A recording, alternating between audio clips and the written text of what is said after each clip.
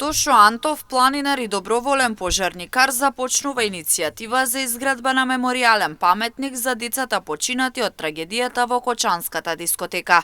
Тој е родител на прирано починатата Ивона Антова, која животот го изгуби во пожарот во самата дискотека. Иницијативата е да се изгради споменик на место викано аеродромот кој се наоѓа на патот кон Пониква. Како што вели заимне телевизија, станува збор за изградба на мини парк со паметник како место на кое ќе живее споменот за сите 59 починати луѓе во трагедијата во Кочани, како и за шоферот на брзата помош. Идејата е да се издигне 8-метарски столб кој ќе биде во вид на скали, секоја скала ќе означува по еден загинат живот.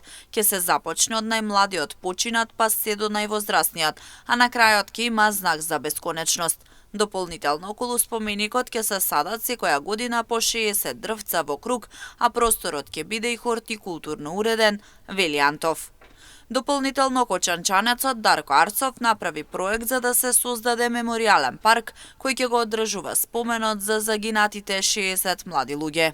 На местото каде што загинаа 60 млади луѓе, има можност да се создаде нешто значајно.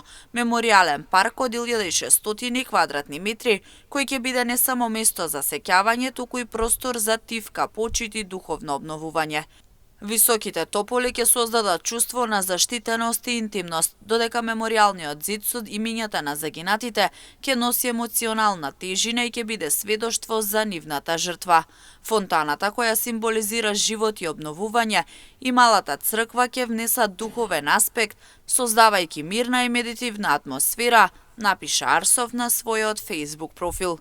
Додава дека зеленилото, лаванда и други природни елементи ќе го обогатат просторот, додавајќи му на овој меморијален парк мирна и смирена атмосфера.